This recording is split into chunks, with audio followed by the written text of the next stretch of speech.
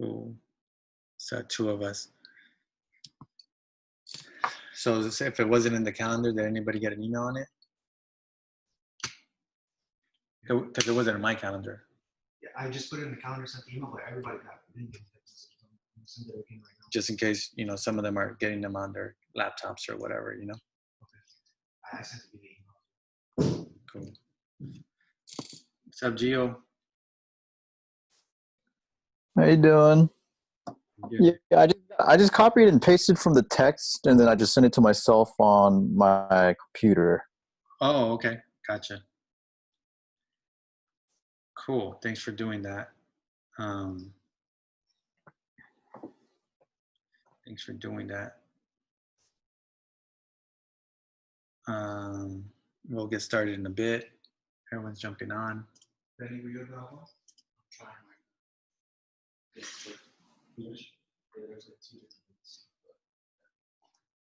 One's probably a Google link. So yeah, just make sure that the link's always there in the calendar since we're inviting people through there.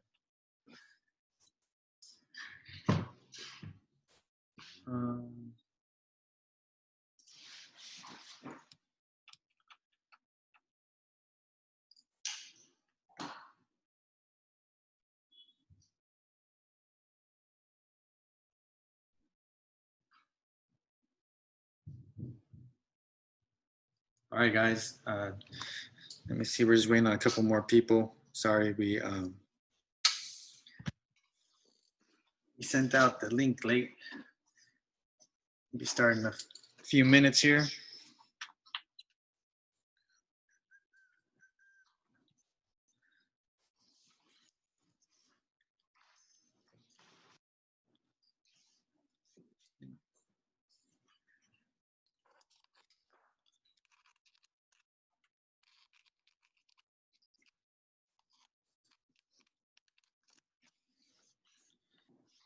All right, let's see here.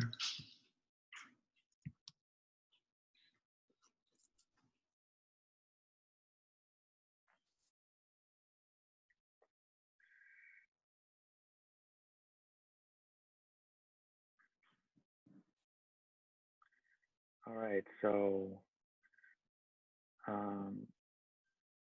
give me a minute here.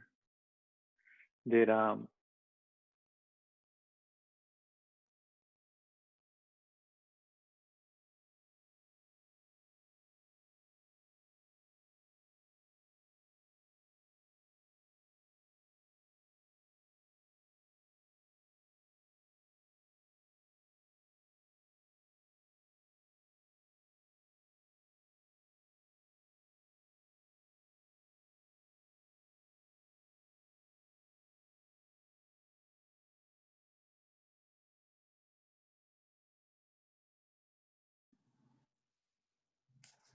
all right, cool.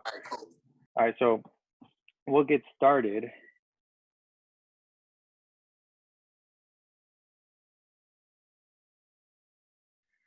All right, hey, thanks for joining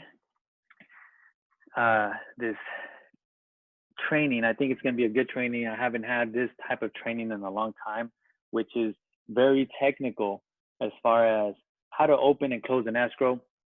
There's a lot of agents on here who are newer, who haven't done a deal or a few, just have done a few deals.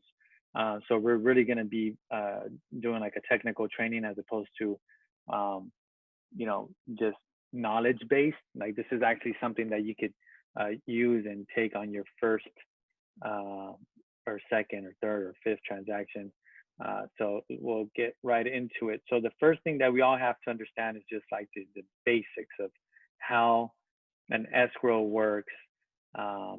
We're gonna assume for this example that you already have your client. Okay, you already have your buyer or you already have your seller, and you found them the house. Okay, you wrote up the offer, you got the offer accepted, and now we're going into escrow. All right, so escrow period is something like this.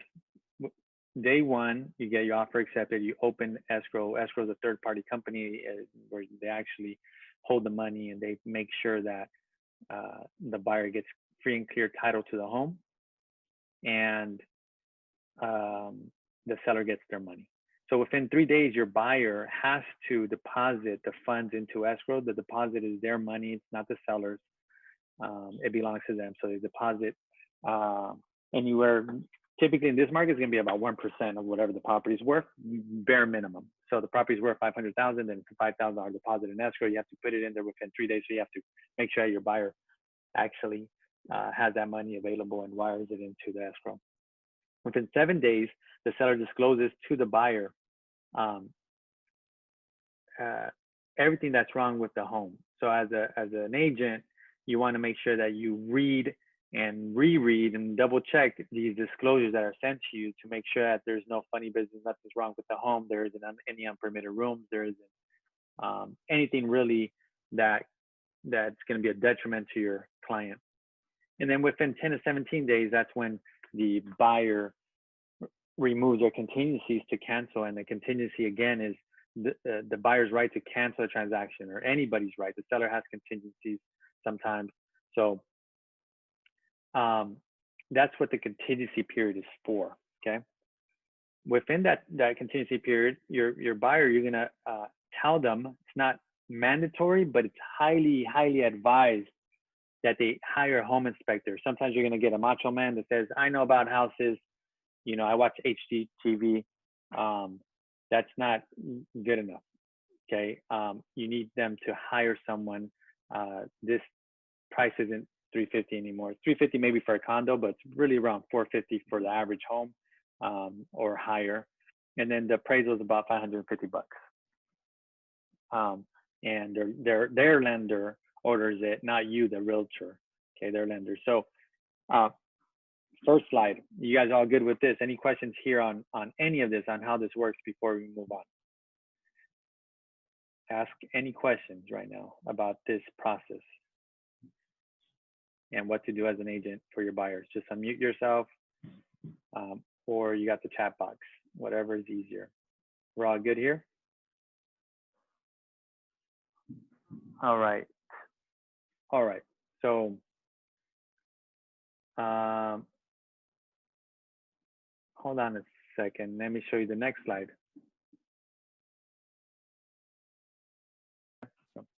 All right. So now, let me get away from here. Let me get rid of that. Hey, Voltaire, I had a quick question. Yeah. For the home inspection, what if the seller or the buyer denies it and doesn't want one? What do you suggest we, because I know it's really important to have one, but what if just the client just denies it? What are your thoughts? I think that that's not a smart thing for them to do. They have the right to do that, but we would ask them to sign an inspection waiver. Basically, you know, it's a scary waiver that says, hey, what you're doing isn't normal, and you know, you're taking on all responsibility. If there's anything that's wrong with the home that you didn't find out, and you're releasing us of any liability. So something along those that line. So it's on them. I can't remember the last time that I've had a buyer, one of my clients, not do one. And a regular buyer, never. I don't think ever. An investor, yeah, because investors, you know, they're just like walk through with their contractor, in and out, and that's kind of it. So great question on that. I would highly urge them, and if not, then they just got to sign a waiver saying that they were advised by you, the realtor, and they decided not to complete a home inspection. Good question. Any other questions? Okay. If you do, feel free to, this is, you know, open, so you guys could just go ahead and stop me. I'll answer the question. Okay. So what can you do to make sure your client has a good experience and the deal closes successfully? Well, you should probably have a checklist, okay? So a checklist could look something like this. So for example, this is a checklist that we just recently created for ourselves, so we could just make sure that we don't miss out on anything. So as soon as you open Escrow, you should create a checklist for yourself. The address, purchase price, type of loan, the EMD, this happens to be 1% about, what day you received the EMD, contract date, acceptance date, contingency removal date, contingency appraisal, removal date, contingency for the loan removal date, and then close of escrow date. So this all needs to be in front of you at all times. And the reason why this is important is because it allows you to keep your pulse on the deal. Make sure that you know all the timelines. Several times throughout the transaction, the buyer's going to ask you, hey, Benny, what day are we closing again? And you should just know that right off the top of your head instead of, you know what, let me get back to you. Or if you have to look, you could just open up your Google Drive app on your phone, and then you just pull it up real quick and tell them, oh, okay, we're closing on the 3rd of June. Okay. Then you have your little note section. Whatever goes on to a transaction, you could just kind of write it down. You write down who the buyer is, who the seller is, who the agent is representing the buyer or the seller, who escrow is, title. Another part right here is you should probably just put in the phone number. We don't have it in there, but you should have that phone number. That way it's easily accessible all the time. Looks like Coach Kane's trying to get in. Someone could just send him the meeting ID. The lender, this is important because you want to know who the lender is. You want to be doing your job as a realtor and always checking in with the lender, making sure that they're doing their job. Find out who the home warranty company is, whatever's on the contract. So basically, you just look through the contract and you fill this out. All this information, you're going to find it in the contract usually, okay? All this information. Sometimes the escrow and title isn't determined until after you get into contract, but that's it. Disclosure signed. Yes or no, you want to put a date on there? Is there an avid? Is there, disclosure sent to client, appraisals, what date they were done? Is there an HOA? Is there a termite report? This happens to be a new build home, so a lot of this stuff doesn't apply. Request for repair, stuff like that. What day was the contingency removal? So if you notice here, we don't have this completely filled out yet. Commissions instructions and the TC invoice was sent to escrow. What year is it built? What's the MLS number? Tax records signed by the buyer as a disclosure. Lepitempo disclosure, we don't have one on this one. Final walkthrough, a VP. So now, that's kind of just like the basic information. So you fill out all the basic information, what dates apply. And then you have like a to-do list for yourself. Okay, so I color coded this to-do list. Anything in red, I do. Anything in blue, the TC does. And then anything yellow, Vanessa does. In this case, most of you guys, all of you guys really, you're gonna be doing everything in here. So it's not gonna be color coded, but as soon as escrows, except for you guys that have done 5 deals or more, then at that point, you could hire your own TC, right? And then you could arrange for your TC to do some of these items. That way you could focus on just bringing in more business. So as soon as you get your offer accepted, you need to send out an acceptance email with everyone's information, introducing everybody to each other. Got it? After that, you send a private email to the escrow, giving them your how much you're going to be making, your commission, and your TC fee breakdown if applies. On the seller side, it's got to be changed to pending on the MLS. Then there's you got to put on your calendar. Okay, you guys all have access to Google Drive. It's part of your email system that we give you. You got to put the time frames. So the close of escrow, for example, if it's June 3rd, jump on your calendar and just put June 3rd, close of escrow, contingency removal date, May 20th. So that way you could just work off your calendar and you remember all these important dates and it'll pop up the day of, and you're like, oh, today, this person, the buyer's supposed to remove their contingency. Coordinate home inspection with the buyer's agent. So right away, this is again a checklist for yourself. You go, okay, let me go ahead and coordinate it. That's when you text message, group text message your buyer and your inspector, and you guys coordinate the time and date to be at the property. You got to call the escrow within 3 days to get the money into escrow within 3 days. So your buyer has to put in their deposit. You make sure you call escrow right away. Hey, send me the wiring instructions as to where my buyer needs to put in the 1% deposit. If there's any HOA, you got to tell the seller to order HOA docs right away. You could start creating all your disclosures in zip forms, order the NHD report, review the prelim. You always got to review that, conduct an avid at the property, agent's visual inspection.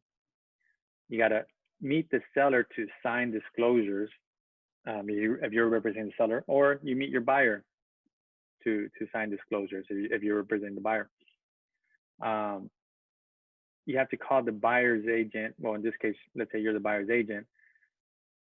You have to get reminded that disclosure are due 2 days from now to make sure that you start talking to your buyer, you start talking to the lender, that the lender's going to come through with the loan, that the appraisal is done. You got to talk to the buyer, make sure that they're okay with inspection, all the inspections that are going on at the property.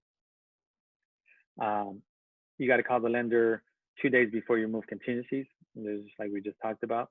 You have to email that if you're representing the seller, you got to remind the buyer's agent, hey, I'm going to email you and I'm going to call you, telling you, multiple times that in 2 days you have to remove contingency. So you got to be on their butts.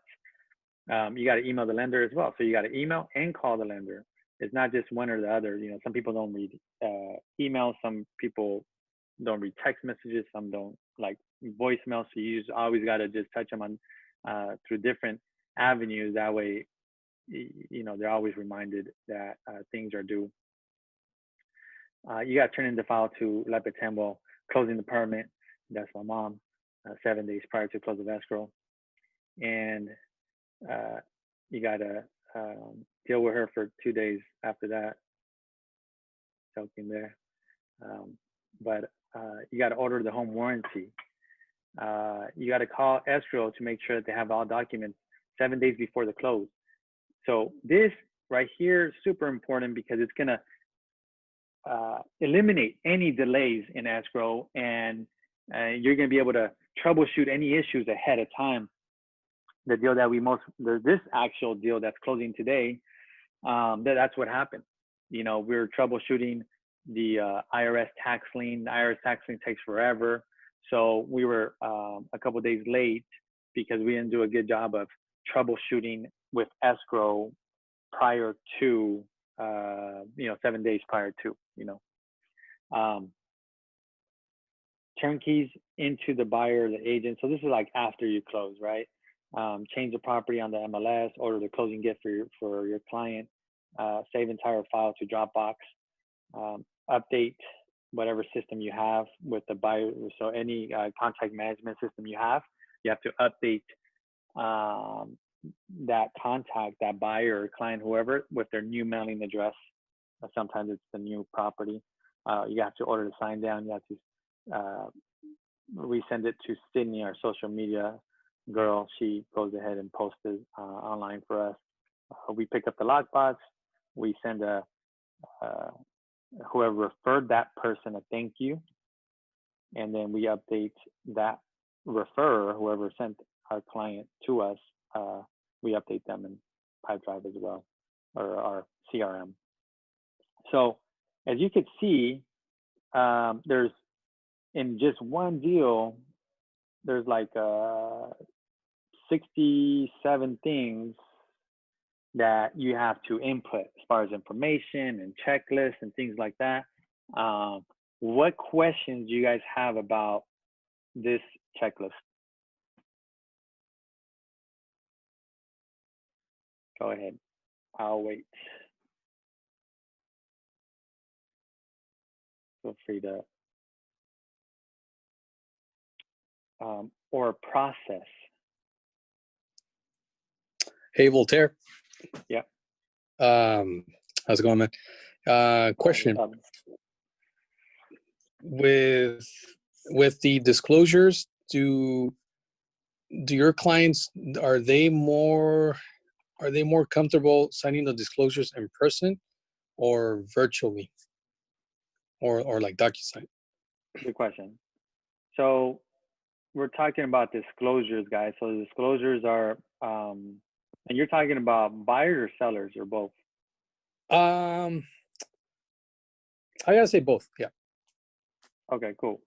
So let's talk about the buyer side first. So most buyers are going to be, let's say, you know, for us, a lot of them are first-time buyers, right? So when you DocuSign to them, and let me know that you guys could see my screen here where it says transaction checklist. Yeah? Somebody? Yeah, okay. So this is transaction checklist. This is all the disclosures that are due in a transaction, okay? Anywhere from, you know, the agency agreements to lead-based paint to real estate transfer disclosures, the TDS, to a bunch of reports, the NHG report, the preliminary title report, termite report. These are hundreds of pages of disclosures. So as a first-time buyer, you know, our clients, we send it to them via DocuSign to sign. Okay. So the process there, Ozzy, is we get the disclosure, or TC sends it to us. Our TC DocuSigns it to the buyers. We review the disclosures. Our TC glances at the disclosures to make sure they're filled out correctly. If they're not filled out correctly, or we have questions, we reach out to the listing agent, and then we go ahead and ask those questions and get everything, you know, corrected. And then so then we reach out to the client.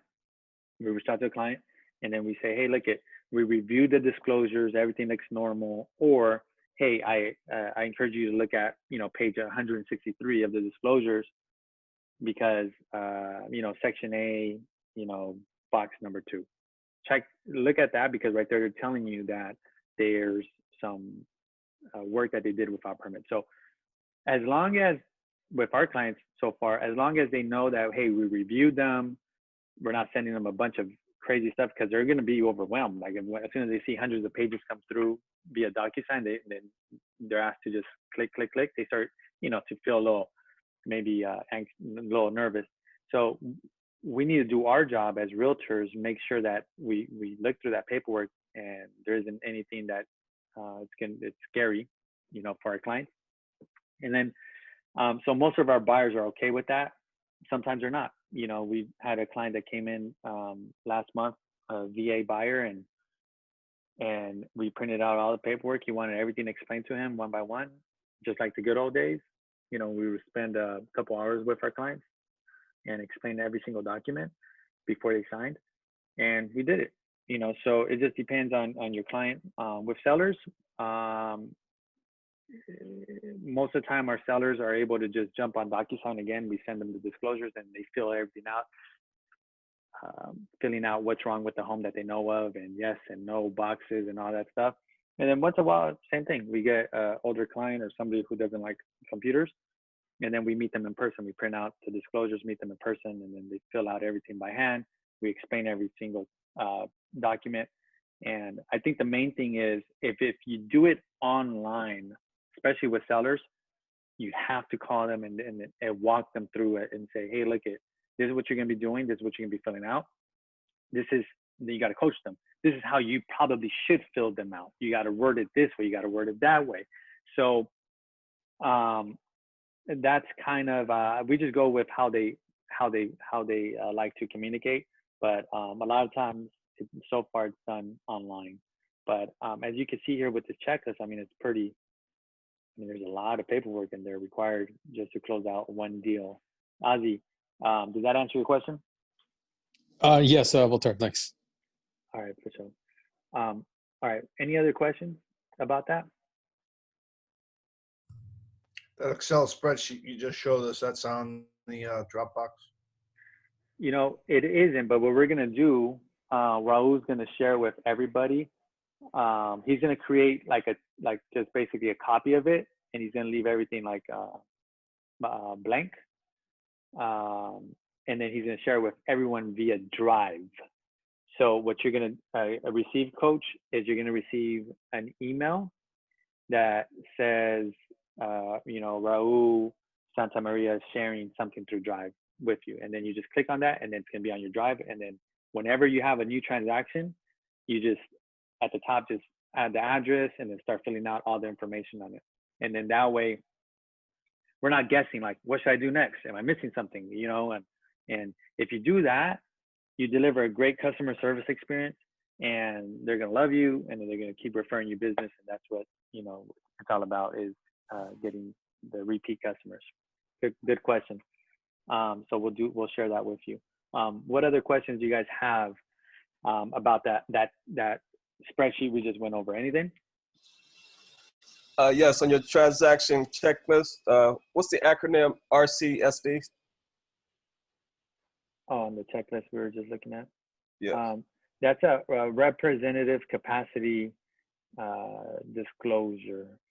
So whenever you're dealing with a seller where the property is owned in a trust or a corporation, LLC. So a trust is a piece of paper, a corporation is a piece of paper, and an LLC is a piece of paper. So a piece of paper cannot sign anything. Does that make sense? Yes. So if they're gonna sell the house to you, to your client, Art, that corporation or trust, a piece of paper cannot sign a document. So a representative can for that trust, or a representative can for that LLC or corporation. So that's what that form is for. It's somebody saying, hey, my name is John, and I'm the representative for this trust that's selling this property, and I have the capacity to sign on their behalf. So if you have a client like that that's buying in a trust or corporation or selling in a trust or corporation, then that's required.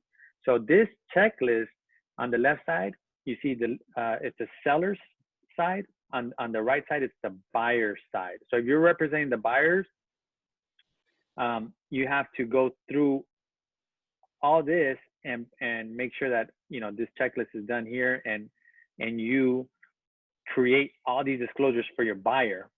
And then you're gonna make sure that you bug the sellers for all this information right here on the left-hand side. So you're gonna bug the seller, hey, where's my water conservation certificate? Where's my earthquake hazard receipt? Where's my seller's property questionnaire? So as they send you paperwork, you just check, and then make sure you have everything here and everything here, plus everything down here, plus everything down here.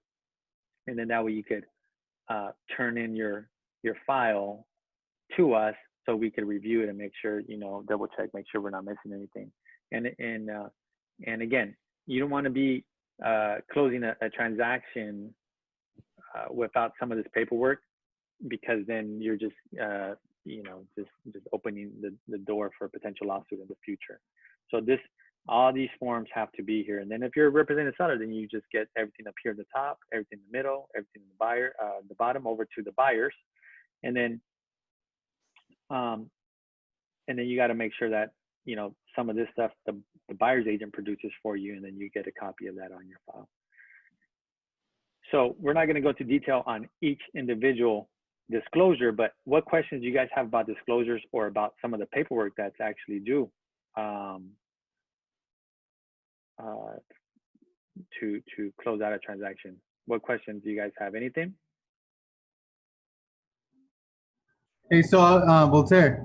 Yeah. I've been well, obviously, I'm in escrow right now, and this sheet made it a lot easier for me, because I am that person that was lost with everything. So looking at this list, it looks like a lot of things, but everything is just one big pile of paperwork. And so thank you for sharing this, because it really helped me a lot get organized. For the agent, the Avid, I had a couple questions, but Sure. Adrian was Sure. able to help me out. I just don't Oh, know okay. if that was supposed to do the Avid before or during a transaction. Yeah, you do. No, you do the Avid as soon as you open escrow. So Okay. an Avid, for some of you guys that don't know, it's an agent's visual inspection. So you want to, so the rule is that as a real estate agent, you have to exert reasonable amount of due diligence. And that's a walkthrough that visually, you don't have to jump on the roof, you don't have to do nothing like that. You basically, or crawl underneath the house, but you have to reasonably inspect the property and call out anything that you see that's wrong. So if you follow the Avid, the agent's visual inspection disclosure, it's a checklist, and you just go through the checklist, and then you start filling stuff out, and then you do it once you're in escrow. So day one of an escrow to day, you got to do it within the first week for sure. So right away you go out to the property, you conduct your due diligence, and then that way in the future, if you get sued and then they bring you in, and the judge is looking at the file and they look at your agent's visual inspection checklist, and then they see that you walked into every room, checked out every part of the house, outside and inside, they're going to tell the buyer, hey, Mr. Buyer, you're suing this realtor for lack of due diligence, but hey, it looked like he visited the property on this day at this time and walked through the entire home. So he did his due diligence. But if that document is, if there isn't a lot of information on that document, and you didn't notate that you walked into every single room and all around the house, then at that point the judge says, hey, you know what, Angel, it looks like you didn't do your due diligence and your reasonable due diligence, and then at that point it could open up some issues. So that's what that form is for. Okay, thank you. I just didn't know at what part of the process you have to do it, whether it was in the beginning or right at the beginning, middle of the yeah, transactions. yeah, perfect. Yeah, good question. We usually do it during the home inspection. That's when we're at the property already, so that's when we get it done. Yeah, but and we're a little bit different than most agents. We do our home inspections like within 3 days of getting our offer accepted. There's a lot of realtors out there in the real estate world that do their home inspections 10 days, a week, 2 weeks after. I had a dude just go out there, 30 some days after to do a roof inspection. This just happened yesterday. So that you want to knock out all your inspections immediately. It saves everybody time. If your buyers are going to cancel because of inspections, you cancel within the first 3-4 days, because that's when you find out everything, because you're doing your inspections, as opposed to doing them 2 weeks later and canceling 2 weeks later. Then you just wasted everybody's time, the sellers, your own. You would have got a lot more paperwork done. Your TC would have been working a lot, harder by that point. The lender would have been working harder, the appraiser. So if you knock out your inspections immediately, then it saves everybody time and effort and money. Good questions. What other questions you guys have about these? Yeah, of course, my pleasure. What other questions do you have about these checklists?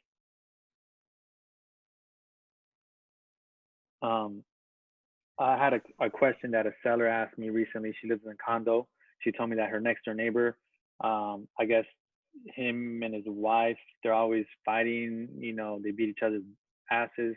The police comes over all the time. And at first she was like surprised that she has to disclose that, so that's a nuisance, neighborhood nuisance. Why? Because it's a material fact. So anything that you have to disclose, you have to disclose material facts that may materially affect the value of the home or the desirability of the home. So who wants to live next door to a family who's always arguing and fighting and police has to come over? Would that materially affect the desirability or value of the property? Yes. I would say yeah. The answer is yes, right?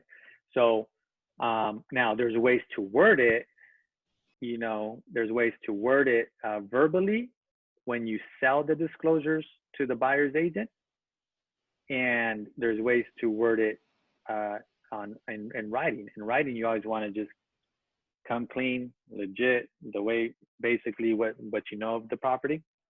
And that's a good point too to make, is that if you're a buyer's agent and you get some scary disclosures, run them by us. We want to review them with you if they're scary. And if you have an agent calling you, sweet talking you over the phone, you're probably getting sold those disclosures. Okay. So you want to be clear with that. Would that be the LTP disclosure, the W2 property disclosure, or the admin?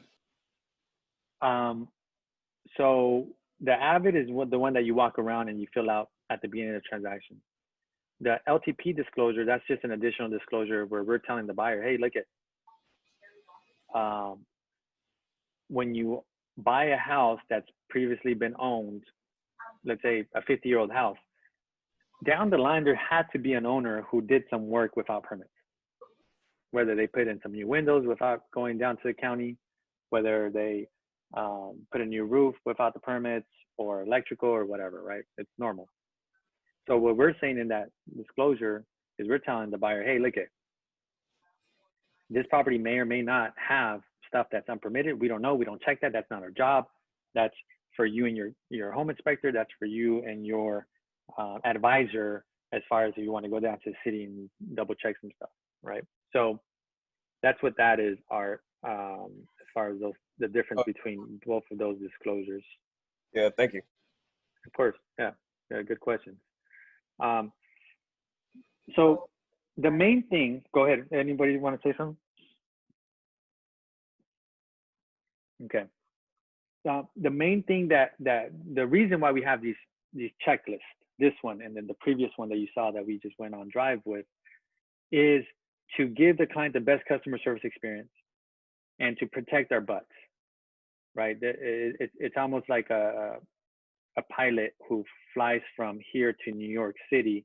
They just don't jump in the cockpit and say, all right, we're about to take off, and boom, you know, they go off of checklists to even, before they even start the plane up, you know, they have this checklist on the clipboard, and they're just like one by one by one by one. Okay, check this, check that, check the tires, check the gauges. And then as they're on their flight, they have more checklists. And what's the outcome? The outcome is, you know, 99.9% of all flights are safe and they land, you know, safely. So this is the same thing, is we have to have these checklists. We have to be aware of them. We have to do them efficiently, you know, right off the bat, quickly, and you know, the outcome is going to be a great outcome. All right, any more questions there? All right, if not, then we could just change the topic. Stop sharing this. All you new agents, no questions. All right, maybe you might have questions once you get into your first deal. I think once you get into your deals, that's when you start to really, you know, ask questions, or, you know, find out things that you may not know. Okay, so a quick market update. Market is it's a hot market. There's multiple buyers. You know, a lot of our deals within the $400,000 to $600,000 range, there's like a ton of activity. I mean, a ton of buyers, multiple offers. It's hard for our buyers to get their offer accepted. A lot of our buyers need closing costs, so that's really, you know, shooting them in the foot, you know, killing their possibilities of being able to buy. So our sellers within that price range are good. Our sellers of condos and townhomes, it's tough. You know, I think right now we're having difficulty selling like 1-bedroom condos. Our 1-bedroom condos are just sitting on the market. As soon as you have like a 2-bedroom condos, then they're selling a little bit more faster, and, you know, for the money that they want. As far as units, people buying multifamily units, there isn't any on the market. I mean, we're having trouble. I have 2 buyers right now looking for units, and it's you know, things are getting bought up. Prices are high there too. And then interest rates, people are getting interest rates right now in the 2s, 2.25, 2.5, 2.75 for 30 years fixed. So that's incredible. I think you guys should definitely spread the word there. Our home buyer workshops, we just had one last night. We had 15 people on. I think that we had a good outcome. So you guys definitely need to send your people on there. I think April sent somebody or invited somebody who jumped on, I think, a week or two ago whenever we did our previous one. And that turned out to be a buyer for her, you know. So again, get your buyers in front of me. I'll educate them. You just have to bring them to the table. I'll educate them. They turn into business for you guys. Okay. So take advantage of those workshops that we're doing. They're very informative. They're very good. You know, this month we have a couple more that we're going to be doing. The next one you can invite your people to is going to be next Wednesday. We're going to be doing how to hold title to your home, which is huge. And right here, you could be that agent that brings a lot of value to your clients, because most people, I want to guess 90% of people hold title under their name. They don't hold title under a trust or a corporation or LLC.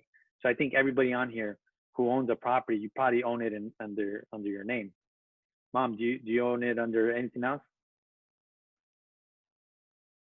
Under your name? So you're not taking care of me or Vanessa?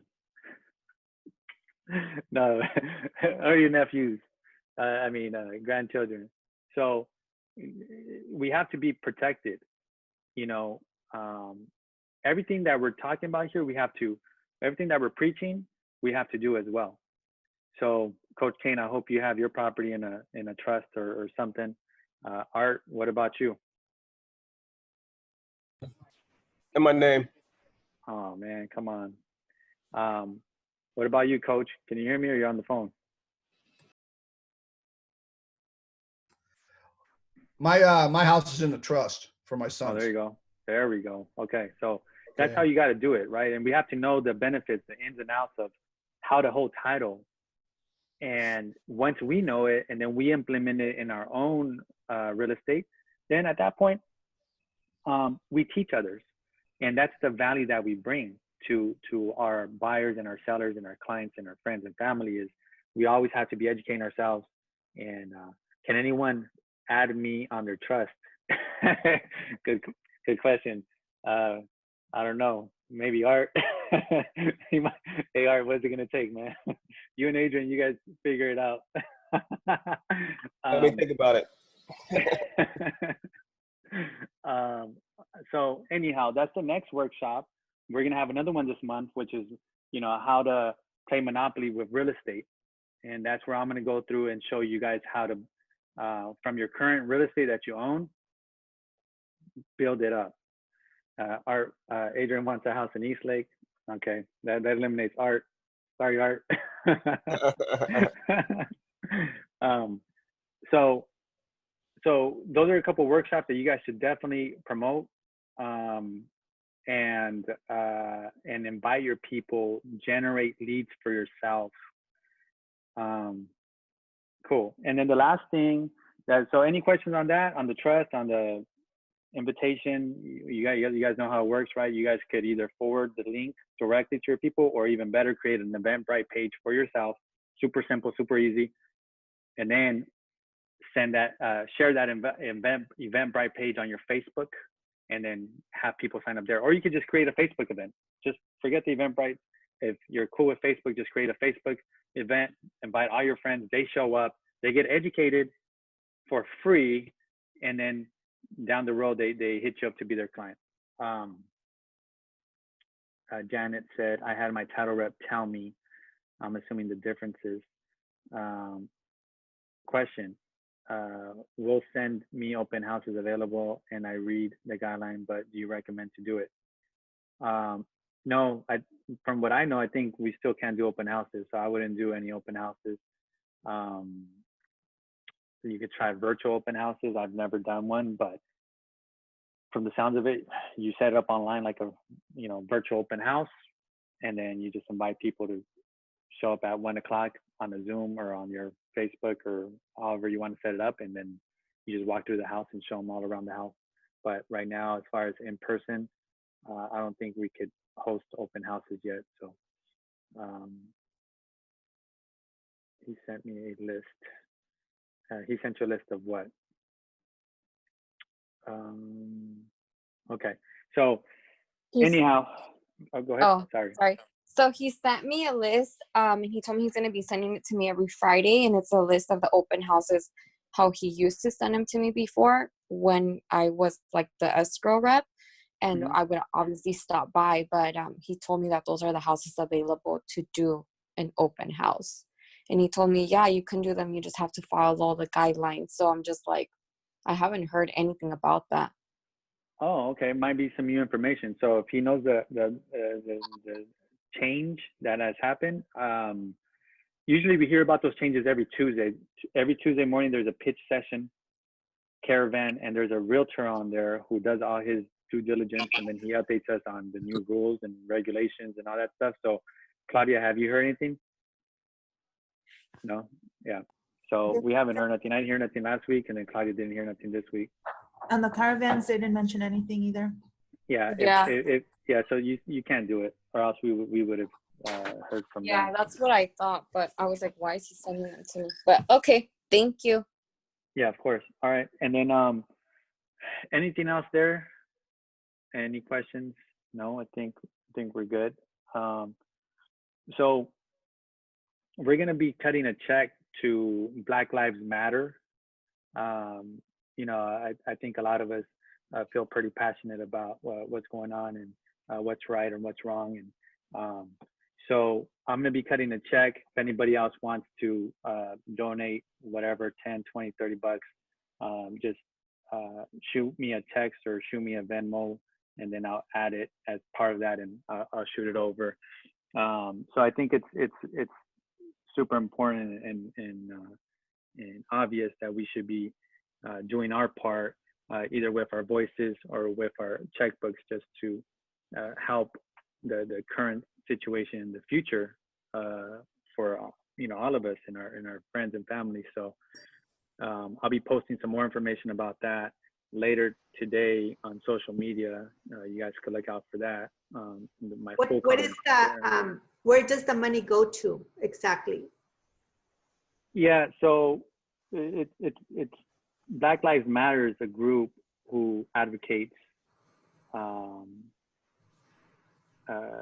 equality, for Black people, and so the money's going directly to them, so they could use it however they see fit um, in their protests, and they organize protests all around the country. They put the word out there, the injustices. So whatever money they need for ad spend online, or for water or whatever else they need whenever they do go protest, mask or whatever. So that's where it's going, directly to them. And yeah, we have to support it. I think we're all here, everybody's here, people of color, you know, Coach King might as well be as well, with his history, as far as giving back, his time and effort and love and everything. So, I think they also they fund not just like for Black Lives, that's the name of their movement and foundation, but they fund a lot of other racial protests. I know they're doing something for like the kids in the border. I saw like the ICE has detained. So it's not just all of their money goes to different things where they find injustices. Yeah. So it's all racist. They do. They support. Yeah, they support everyone. I'm sure gays and everybody's rights and all that. But yeah, the main thing is that they're able to use it and then use their voice, and that way, it makes things better. And I know a big thing that they're pushing is to defund the police department. and take away a lot of power that they have. So um, I'm all about that. And I think the culture that we have here is just, we lead one of our leading values is love, so, and if we're not going to be out there in the streets or whatever, is whatever we could do. So we got some money in our pockets, that's the next step. So, yeah, whatever you guys have, if you guys want to be a part of that, I'm going to make an announcement later today, and then we're going to send a check over. Okay. Cool. All right. Yeah, appreciate that as being a black man, and it's very appreciative. And it's not just for about black people; it's about humanity and love for one another. And it's been a disparity, and we know the history of this country. And it's not all the people of color, and there's people like Coach Kane that are very, very generous with his love and how he expresses himself with other races, and appreciate it. Yeah. I'm not much of a speaker, but I appreciate what you guys are doing. Yeah, for sure. Thank you. Yeah. Can I Yeah, ask? Can I ask why it says blue love? He's a Chris. Art. It's That was funny. yeah, cause it's like this. Cause love is sometimes it's never mind. It goes. Oh, Love is blue sometimes. okay, got it. I've been wondering this whole time since we started this Zoom. Oh yeah, it's we need an hour show. Okay. And another time, Art. Another time. Yeah. Me, We Voltaire, and Art all can need to put moderate our nicknames. the discussion, the panel discussion. I'd love to be part of that. And don't forget to bring your blue shoelaces, okay? Yeah, cuz got you. Damn. Oh man, but yeah, no, it's you're right. Art is humanity. My grandpa used to say there's one race. It's true. And that's the human race, and we all got to have each other's backs, and just stand up for what's right. And like some of us ain't speakers. Some of us don't have the money. So we might just show up to support, or some of us don't want to be out there, and we're worried about safety, but we have some money, so we'll spend some money. So it just whatever you have, there's the 3 T's, the treasure, talent, and time. So if you want to donate, you either donate your time or your talent, whatever it is, whether you have skills on social media or skills on how to edit postcards, or I don't know, whatever type of talent. If you're an attorney, you could draft documents for Black Lives Matter, for example, or treasure. If you have some extra money, it goes a long way. If everybody helps out. So at the end of the day, it's we're all brothers and sisters, and we gotta act that way, and yeah, so we're happy to support Art and everyone out there. So we'll see each other later on, and I'll post something about that later on today. And Voltaire, fill your mother in on the love, okay? Such a legitimate question, I could answer it for you, but or Art could, but That's I think high school blue. Oh, so it's not such an inside joke, huh? Yeah. I got you, Coach. All yeah, right. My mom's skin is whiter than yours, Coach. Look at. It's kind of funny. When I was always teaching high school, kids used to go, "What are you, Coach Kane?" I go, "I'm an American." No, what are you? No, what are you really? I go, "I'm an American." No, what are you really? I'm always thinking, I was born in America. I was raised in America. You know, I know what they were asking me, my ethnicity. You know, so we end up having a long discussion about, you know, hot dogs, hamburgers, and, you know, your cultural identity. But I always used to love that question. Man, Coach King, you ain't white. You know, that's what I would get. You ain't white. Yeah, nah. But all right, guys. Have a good day. We'll talk later. See ya. Bye, everyone. Bye, guys. Bye, guys. Bye. Bye, everyone. Bye. One love. Say blue One love. love. Bye, Blue One love. love. See you guys later. Thank you. Bye. Red love. Oh. Oh.